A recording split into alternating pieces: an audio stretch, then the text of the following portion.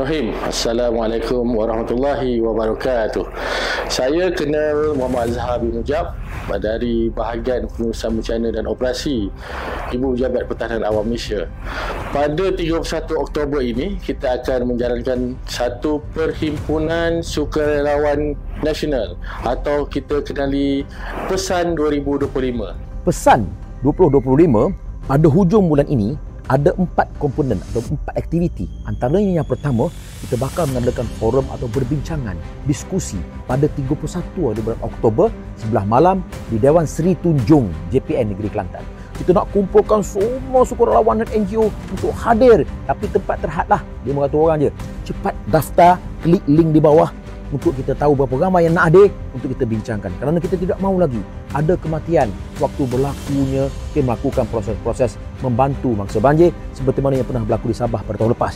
Kita nak membincangkan insurans yang mungkin kita boleh bantu berikan kepada semua sukarelawan yang datang membantu, supaya tidaklah kalau jadi apa-apa sakit saya saja dapat. Kita nak angkat suara-suara sukarelawan ini kepada pihak kerajaan supaya memikirkan ataupun memberikan kita consideration lah, fikirkan apa kebajikan yang boleh kerajaan berikan kepada semua sukarelawan yang membantu. Kemudian kita ada juga pameran-pameran di sekitar Maidin Tunjung, di mana agensi-agensi kerajaan dan juga NGO-NGO akan membuat pameran berkenaan dengan persiapan monsun Timur Laut. Sesi esoknya pada 1 hari bulan November pula kita bakal mengadakan larian Monsoon Charity Run. Klik link di bawah yang disediakan untuk daftar. Kita berlari bersama-sama menyusuri denai dan lembah, menyusuri anak-anak sungai. Kita lagi sama-sama untuk mewujudkan bonding dan kebersamaan, supaya kita saling kenal mengenali. Bila banjir berlaku, kita turun ke sini membantu. Kita dah kenal dah ramai kawan-kawan kita yang akan bergerak bersama-sama membantu mereka yang memerlukan.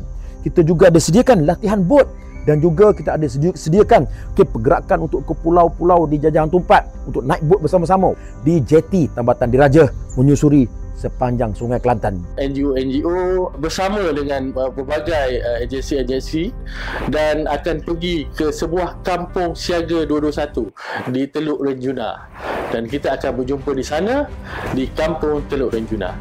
Jom sertai saya dan semua sukarelawan seluruh negara. Jom pakat pergi Kelantan.